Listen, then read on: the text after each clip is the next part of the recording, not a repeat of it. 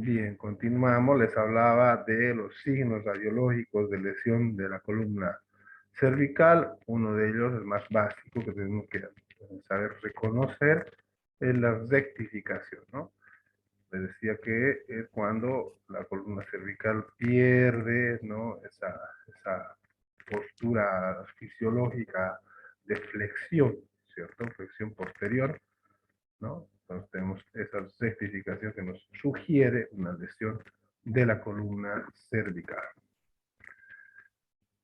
Otro examen complementario que tenemos es la tomografía, ¿cierto? Esto cuando tenemos pacientes hemodinámicamente estables, ¿no? Cuando están asintomáticos, ¿no? Cuando nos da chance de poder disponer de más tiempo y realizar esos estudios complementarios que nos dan mayor detalle, ¿no? Como son la tomografía axial computarizada, que es una sensibilidad del 100%, una especificidad del 93%, sobre todo para valorar las lesiones vasculares y aerodigestivas, ¿no?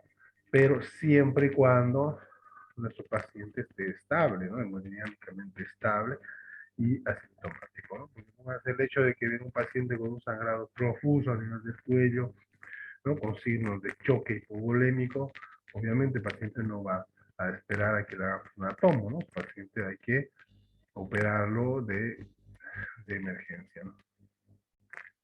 Cuando tenemos y cuando estamos sospechando cuando hay clínica de lesión de vía digestiva superior o vía aérea superior, necesariamente tendremos que solicitar, ¿no? Los exámenes de endoscopía, ¿no? Endoscopía digestiva alta, en el caso de que queramos valorar lo que es faringe, esófago, ¿no? Y en el caso de que queramos valorar lo que es laringe, tráquea y bronquios principales, una broncoscopía, ¿cierto? Será fundamental poder acompañar, ¿no? Con pruebas endoscópicas, ¿no? Para poder valorar y ver, ¿no? En tiempo real, ¿no? Que son los beneficios de la endoscopía, ¿no? Y además de ser simplemente diagnóstica, ¿no? La ventaja que tiene la endoscopía es que es resolutiva también, ¿no? Puede, de algún modo, si identifica algún sangrado, se puede cohibir el hemorragia con el uso de algunas sustancias esclerosantes, ¿no? Que se pueden inyectar a nivel de las lesiones, ¿no? En este caso tenemos una broncoscopía, ¿no? Con una lesión acá a nivel, bueno, perdón, una endoscopía digestiva alta con una lesión acá y un sangrado profuso al momento. ¿bien? Otra prueba que tenemos importante cuando estamos sospechando de lesión vascular es la angiografía, ¿no? Angiograda, está mal ahí, angiografía, la cual nos permite hacer un mapeo, ¿no? Nos permite ver la arteria en todas sus dimensiones y sus ramas y poder después evidenciar a qué nivel se está produciendo el sangrado, ¿no? Y también hacer terapéutica, ¿no? Se puede hacer la embolización endovascular, ¿no? Que consiste en taponear, si vale el término, identificar el sangrado y con el uso del émbolo, ¿no? Hacer cohibir la hemorragia, ¿no? Pero por vía endovascular, es decir, por dentro del vaso, ¿no? Entonces eso es importante en la angiografía. Lo malo es que se trata de un procedimiento invasivo, ¿no? Un procedimiento invasivo, costoso, ¿no? Pero que cuando hay una lesión vascular que no se haya identificado o sea difícil de valorar, se puede recurrir a la angiografía, ¿no?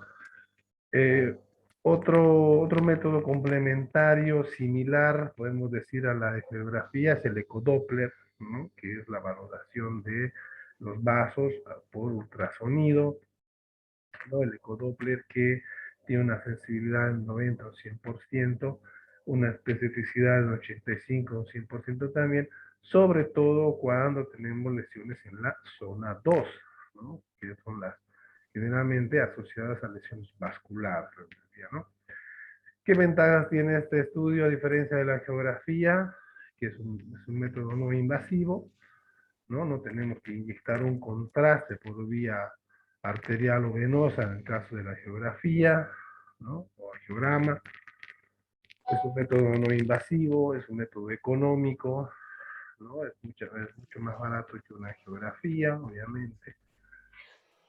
¿Qué desventajas tiene? Que generalmente lo podemos usar simplemente en la zona 2. Les voy a pedir que silencien sus micrófonos, por favor. Ok. Bien, entonces cuando hay lesiones en la zona 2, generalmente podemos hacer uso del ecodoppler, ¿no? Porque en las otras, en la zona 1 y 3 es un poco complicado, ¿no? Por el hecho de que se encuentran otras estructuras que pueden hacer difícil hacer el ecodoppler, ¿no? Alguna desventaja es que requiere personal entrenado, obviamente. No se puede hacer, no se puede resolver en el caso de verificar una lesión, ¿no? Ya sea arterial o venoso, ¿no? Simplemente es diagnóstico, ¿no? Y obviamente no nos hace ese mapeo arterial como en el caso de un angiograma, ¿no? Una angiografía, ¿no? Entonces, tiene sus ventajas y desventajas también, ¿cierto? Sin embargo, es un método más económico, más de mayor accesibilidad, de más fácil accesibilidad, ¿cierto? Es una buena opción en cuanto a métodos diagnósticos, ¿no? Ya hemos visto las endoscopías. Ahora, el manejo del paciente, ¿no? Ya tenemos clínicamente a nuestro paciente, hemos identificado las lesiones que posiblemente estén afectando al paciente, hemos hecho pruebas diagnósticas para poder evidenciar, ¿cierto? Si hay lesiones. Entonces nos queda hacer el manejo de la lesión misma, ¿no? Entonces le decía que cuando el paciente está inestable o con signos duros de lesión vascular, el paciente tiene que ser operado de manera inmediata, ¿no? Porque la resolución es quirúrgica, ¿cierto? Entonces hay que hacer una cervicotomía, ¿no? En el caso de una zona 2, o en el caso de una lesión en zona 1, ¿no? En la cual se evidencie hemoneumotórax, se requerirá una toracotomía de repente, ¿no? O cuando hay una lesión en la zona 3, que es muy infrecuente, le decía, pero puede darse, ¿no? Habrá que hacer una cirugía también a nivel de esa zona, desarticulando la mandíbula, es un poco más complicado, les decía, ¿no? Entonces, pero la resolución va a ser de cirugía quirúrgica de manera inmediata, ¿no? Cuando tenemos un paciente estable, ¿no? Con pocos síntomas, ¿no? Podemos recurrir a la observación y estudiar, identificar la lesión en particular, ¿no? Les decía que hoy en día hacemos, hacemos el separo quirúrgico más detallado, ¿no? ¿No? Les decía que hoy día los protocolos, el manejo de paciente politraumatizado, el hecho de contar con estos estudios complementarios, hacen que podamos, ¿no? Encontrar la lesión misma, ¿no? Y poder hacer un reparo direccionado, ¿no? De un reparo de solo esa zona, ¿no? Entonces, eso lo hacemos gracias a todos los exámenes complementarios que los que podemos hoy día valernos, ¿cierto? Entonces, el manejo inicial en general, ¿no? Les decía, en todo paciente politraumatizado o con trauma del cuello debemos pedir la radiografía de tórax y cervical, eso es un de protocolo, ¿no? Tiene que pedirse sí o sí, ¿no? En todo, independientemente de la zona de la lesión, ¿no? Debemos solicitar radiografía de tórax y de columna cervical, ¿no? Lo primero. Segundo, observar, ¿no? Qué zona es la lesión, asociar, ¿no? Asociar a qué estructura se podría haber lesionado, si hay signos duros o blandos de lesión vascular, si hay clínica de lesión aérea o digestiva, ¿no? Entonces, si tenemos un paciente hemodinámicamente estable, nos va a dar chance, nos va a dar tiempo de poder hacer otras pruebas diagnósticas, ¿no? Ya sea tomografía, ¿no? Ya sea un Doppler, ya sea una esofagoscopía, una broncoscopía, ¿cierto? Entonces, todo dependerá de la estabilidad hemodinámica y la primera valoración que hagamos al paciente, ¿no? Vamos a ver los flujogramas de manejo de lesiones según a la zona, ¿no? En el caso de la zona 1, ¿no? Cuando hay signos de choque hipovolémico, ¿no? Nuevamente les repito, taquicardia, hipotensión, diaforesis, ¿no? Pérdida del estado de conciencia o déficit neurológico. En estos casos pueden entrar a cirugía de inmediato, ¿no? Hacer una exploración y identificar el sangrado, ¿cierto? Y hacer un separo del mismo. Cuando tenemos estabilidad hemodinámica, estamos sospechando de una lesión en particular, ¿no? Podemos valernos de procedimientos diagnósticos, ¿no? Ya sea angiografía, ¿no? Ya sea broncoscopía o esofagoscopía, ¿cierto? Si identificamos las lesiones, habremos una separación detallada, ¿no? De la lesión. Y si no encontramos nada de eso, pues simplemente observar por un tiempo más al paciente, revalorarlo en un tiempo pertinente y posiblemente luego de eso incluso pensar en el alta del paciente si no identificamos ninguna lesión, ¿cierto? Lo mismo en la zona 2, ¿no? Cuando hay signos claros de lesión vascular, digestiva o aérea, el paciente tiene que ser sometido a cirugía de emergencia. Sin embargo, si hay estabilidad hemodinámica, los signos son signos blandos de lesión vascular, ¿no? Nos da chance para hacer procedimientos diagnósticos complementarios, ¿no? Identificar, ¿no? La lesión misma, ¿no? Para poder luego hacer un reparo quirúrgico programado, ¿no? Y si no, simplemente la observación de pacientes, de valorar en un cierto tiempo para poder ir pensando en otras opciones terapéuticas, ¿no? Lo mismo en la zona 3, ¿no? Signo de choque hipovolémico igual a cirugía de inmediato. ¿No? Paciente con estabilidad hemodinámica nos da chance para hacer más procedimientos. En el caso de la zona 3 puede haber afectación de la cavidad oral, así que también tenemos que hacer un examen de esta parte del cuerpo, ¿no? Si identificamos las lesiones, podemos hacer un separo, ¿no? Dirigido de esa zona, ¿no? Y cuando no hay, cuando haciendo el procedimiento diagnóstico no se evidencia ninguna lesión y el paciente continúa hemodinámicamente estable, con evolución favorable, simplemente queda observar y luego de cierto tiempo revalorar y la posible alta, ¿no? Entonces, básicamente ese es el manejo global de las lesiones a nivel de las diferentes zonas, ¿no? Zona 1, zona 2 y zona 3. ¿Qué pasa cuando identificamos lesiones a nivel de la vía aérea digestiva? ¿No? En el caso de lesiones a nivel de tráquea, ¿no? Hay algunas pautas quirúrgicas, ¿no? Que nos dicen que están en relación, en este caso, al tamaño de la lesión, ¿no? Cuando se trata de lesiones de 2 a 3 centímetros, se puede hacer una rafia primaria, es decir, suturar simplemente la lesión, ¿no? Cuando hay una lesión de 4 a 6 centímetros, un poco más amplia, se tendrá que hacer una incisión, obviamente, eh, también más amplia, se tendrá que hacer una disección de los planos musculares y también hacer una zafia, ¿cierto? Cuando tenemos lesiones mayores a 6 centímetros, hay el gran riesgo de dehiscencia de sutura. ¿Qué significa esto? Que haciendo la zafia pueda abrirse, ¿no? Puedan separarse los puntos, ¿no? Por eso en estos casos, cuando es una lesión bastante amplia, mayor a 6 centímetros, se recurre a lo que es el colgajo músculo-facial, ¿no? Que consiste que simplemente eh, hacer como un tapón, por decir, como cubrir con músculo la zafia que se hizo, ¿no? Eso se llama colgajo, para de esa manera evitar la dehiscencia de sutura y por ende la sobreinfección bacteriana, ¿no? Que es la complicación más temida en estos casos, ¿no? Del reparo quirúrgico de estas lesiones, ¿no? En el caso de las lesiones de esófago, ¿no? Tiene que ver no tanto en el tamaño de la lesión, sino en el tiempo de evolución, ¿no? Cuando tenemos heridas con menos de 12 horas de evolución, se consideran heridas limpias, no contaminadas, por lo cual simplemente la sutura puede ser el procedimiento quirúrgico adecuado.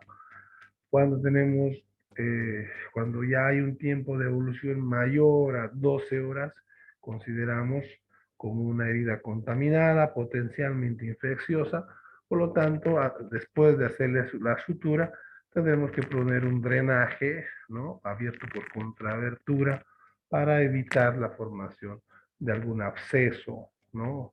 Que se pueda producir producto de el tiempo de evolución, la sobreinfección, la colonización bacteriana, ¿no? Que pueda producir un absceso, ¿no? En el lugar de la lesión, ¿cierto? Entonces, esas son las técnicas quirúrgicas que tenemos, tanto en las lesiones de tráquea como en las de esófago, ¿no? Aquí tenemos un cuadrito que nos muestra los principales abordajes quirúrgicos, ¿no? Eh, Acá está la de que viene acá, con un punteado azul por delante del esternocleidomastoideo, la incisión estándar de la cervicotomía, ¿no? La cervicotomía anterior en este caso, porque está paralelo al borde anterior del esternocleidomastoideo, ¿no? Tenemos la lesión supraclavicular, ¿no? Por encima de la clavícula, cuando tenemos lesiones a nivel de la zona 1, o cuando amerita hacer una toracotomía, ¿no? Podemos hacer la incisión directamente en la parrilla costal, ¿no? Generalmente a la altura del quinto espacio intercostal, es donde se hace la incisión de la toracotomía, o cuando hay lesión de un vaso central, ya sea callado de la aorta, ¿no? O subclavia, tenemos que realizar una esternotomía, ¿no? Abrir ingresar y abordar el mediastino, ¿cierto? Para poder, caso de un choque hemorrágico, una lesión a este nivel, poder cohibir la hemorragia, ¿no? Entonces son las principales incisiones quirúrgicas que tenemos cuando hay alguna lesión, ¿no? del, del cuello, pues, ¿no? Bien, preguntas hasta acá. A ver, Karen Gómez ha levantado la mano. Preguntas. Doutor, é o seguinte, não? Quando nós temos lesão, por exemplo, de zona 3, depende muito de onde está a lesão, se está em quadrante direito, esquerdo, não sei, para ser uma incisura em el esternón ou em la altura do mamilo, algo assim, como é? A toracotomia, não? Depende muito da altura de la lesão ou é um protocolo, tem que ser em zona 3, hace una toracotomía. En zona 2, incisión supraclavicular. Y zona 1, hace la esternocleidomastoidea. ¿Cómo es eso? Ya, cuando tenemos lesiones en la zona 1, que recuerden que es la zona que se encuentra entre cricoides y la horquilla esternal, ¿cierto? La zona 1, Sí. la base del cráneo, la base del cuello, ¿no? Los Sí. casos podemos hacer, uno, o una incisión supraclavicular, ¿no? Como ven acá, que está Ajá. podemos hacer una esternotomía en el caso de que haya una lesión de subclavia o incluso callado de la aorta, ¿no? Es la única manera de abordar, ¿cierto? O Sí. cuando haya la presencia de un neumo o un hemotórax, ¿no? Cuando identificamos esas lesiones, hacer una toracotomía, ¿no? La toracotomía generalmente se la hace a nivel del quinto espacio. Puede ser a nivel de la Sí. cara anterior o lateral, un poco posterior del tórax, ¿no? En cualquiera de los casos se llama toracotomía, ¿no? Eso en la zona 1, ¿no? En la zona 2, generalmente hacemos la cervicotomía, Externo. A incisión, cervicotomía. la cervicotomía, que consiste en hacer una incisión por delante del esternocleidomastoideo, como ven acá en el esquema, ¿no? Ya sea Sí. izquierdo o derecho, ¿no? Depende de qué zona se haya lesionado, ¿no? Generalmente esa es la incisión que hacemos. Hacemos esta incisión, que ustedes ven, esta nos da acceso prácticamente a todo, ¿no? Somos un buen Sí. abordaje, una incisión amplia, con esta podemos explorar y evidenciar y identificar la lesión, ¿no? Y en la zona 3 les decía que cuando hay la lesión que es bastante infrecuente, la única forma de abordar será desarticulando la mandíbula, ¿no? Es una cirugía Sí. más compleja, no es muy frecuente por eso, ¿no? Porque tenemos la ventaja que hay que la mandíbula que funciona como un escudo, ¿no? Pero puede dar. Aquí nace. quien hace ese procedimiento es el cirujano del cara y cuello o el bucomaxilo, doctor, que ahí es diferente, ¿no? El bucomaxilo es un odontólogo sí. y del cara y cuello es médico o no es así. Claro, generalmente es el cirujano de cabeza y cuello, ¿no? Que hace este Al de procedimiento. cabeza. Claro. Ahora Bien. que cuando tiene que abordar tórax, pues, va a necesitar requerir la presencia de un cirujano torácico, un cardiovascular, ¿no? Depende, Sí. ¿no? Bien, otra duda, doctor. Cuando nosotros hacemos todas esas, a toracotomía yo sé, pero cuando nosotros hacemos la cervicotomía Ujú. o en la supraclavicular, nosotros vamos abriendo piel, fascia, músculo, tarará. Y cuando nosotros vamos a cerrar, cerramos por camada o se cierra todo de una sola vez. No, claro, el cierre, la síntesis, ¿no? Tiene que, Sí, tiene que ser por plano, tiene que ser lo más anatómico posible, ¿cierto? bien, Claro, siempre esa es la regla de la cirugía en general, ¿no? Casi bien, muy bien. lo ideal es Gracias, doctor. por plano, ¿cierto? Eso es un concepto básico de cirugía, ¿no? ¿Qué más? ¿Alguna pregunta que tengas? ¿Dudas? Una sola más, doctor, pero es más curiosidad, ¿no? Do que propiamente Dime. eh, un asunto, ¿no? Nosotros, yo miré eso una vez en una serie y después miré también en el hospital, ¿no? Haciendo una intervención de una lesión en la, no sé dónde fue, pero fue en el cuello, pero utilizó la sonda Foley para parar el sangrado. Yo no sé por qué utilizó la sonda Foley, pero creo que por causa del clamp, ¿no? Claro, ¿Ese es real o es claro, algo provisorio, no?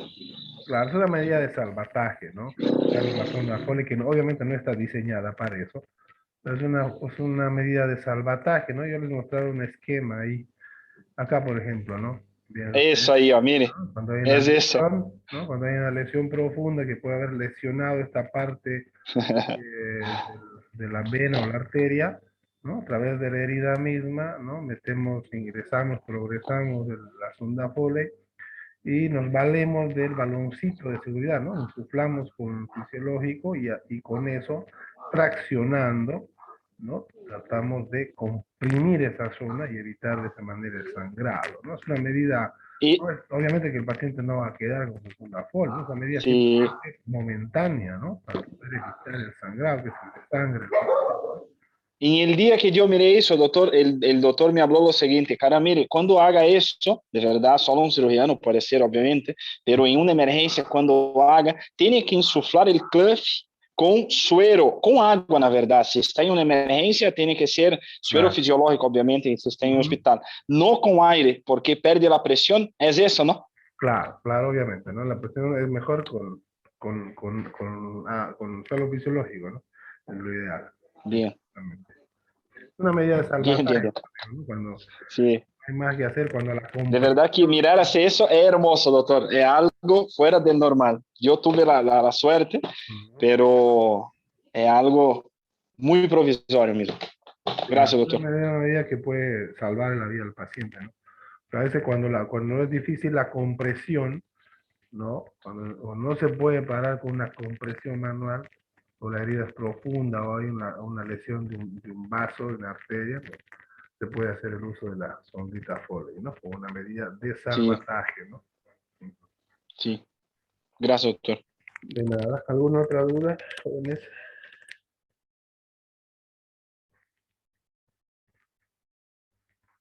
Preguntas. Creo que no hay preguntas, ¿no? Bien, tienen ahí la actividad sincrónica pendiente, ¿no? Hasta mañana le doy plazo para que vean el video y hagan un resumen a manera de un mapa conceptual, ¿no? Hagan su resumen. ¿Hasta qué hora, doctor? ¿Mm? ¿Hasta qué hora va a ser el plazo? No sé hasta qué hora quiere, mañana hasta mediodía, digamos, ¿no? Puede ser. Es un video. Hasta la medianoche, puede, por favor. Es que lo que pasa es que tenemos clase en la Ya, mañana y después un grupo tenemos que ir a práctica con usted. ya no hay problema hasta medianoche, entonces ya. Ya, muchas gracias, doctor. ¿Alguien más? ¿Otra vez, Karen Gómez? Sí, doctor, solo Dime, más dime. una. Más breve. lo seguinte, ¿no? Ahora es una pregunta más clínica, sí, de vivencia en el hospital, ¿no? Ya. Cuando nosotros tenemos que explorar más el paciente, mire, nosotros tenemos un paciente que sufrió un trauma en alto, ¿no? Pero aparentemente es que lo que está más tranquilo y nosotros vamos a poner eso en orden, pero cuando nosotros tenemos que observar más ese paciente, aquel paciente que está más caladito o no sé, ¿cómo tenemos que analizar eso? Porque muchas de las veces allá está un detalle, ¿no? Que nosotros con poca experiencia no tenemos eso. ¿Cómo analiza usted, doctor? Ya, principalmente, como le decía, la clínica, ¿no? La entrada tiene que ser la clínica. Tenemos que valorar primero el hecho mismo del trauma, o sea, el momento, la cinética del trauma se llama cuando hacemos un manejo de politraumatizado, es decir, cuáles han sido el, cuál ha sido el hecho mismo que ha producido el trauma, ¿no? Empezamos por ahí, ¿no? Primeramente, si es un trauma abierto o cerrado, ¿cierto? Si es un trauma cerrado, principalmente el manejo será la colocación del cuello del collarín cervical, ¿no? El paciente en total reposo, ¿no? El manejo es más de tipo, digamos, paliativo en el caso de un trauma cervical cerrado, ¿no?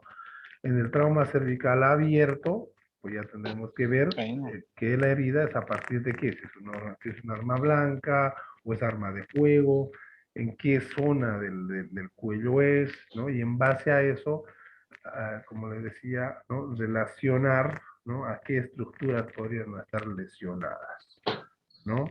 Entonces, una vez hecho la exploración física, ¿no? La anamnesia, exploración física del paciente, y descartado, ¿no? Lesiones importantes, tanto de la parte vascular como aerodigestiva, ¿no? Simplemente queda observar al paciente, ¿no? Obviamente que tenemos que hacer los exámenes complementarios, ¿no? Les decía, una radiografía de tórax, una de columna cervical, siempre se debe hacer, ¿no? Ya sea un trauma abierto o cerrado, siempre se debe empezar por ahí.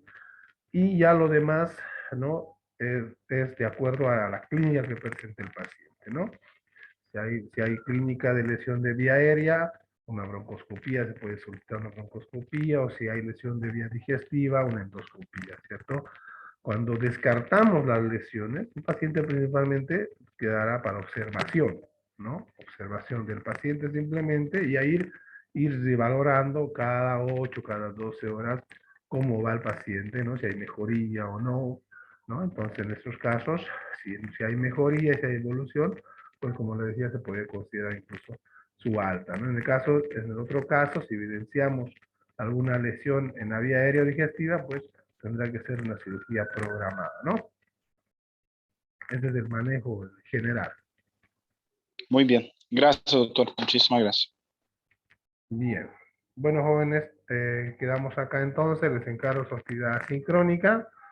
Ya, Mandela, ustedes han visto que es importante, algunos no les ha ido bien en el examen, pero con la actividad sincrónica han podido tener buena nota, ¿ya? Así que les encargo eso, las notas ya las he subido al sistema, ya las tienen disponibles ahí en el sistema de OnlyFrance, ya con anterioridad, hace 2 días yo le pasé a su representante, ¿no? Esperando alguna observación o reclamo, ¿no? Como no ha habido, ya he subido al sistema, ¿ok? Listo, jóvenes, quedamos acá y nos vemos en las prácticas con los que vayan al hospital de Cotoca. ¿Listo? Chau, chau. Gracias, Gracias. doctor. Chao, chao. Buenas noches.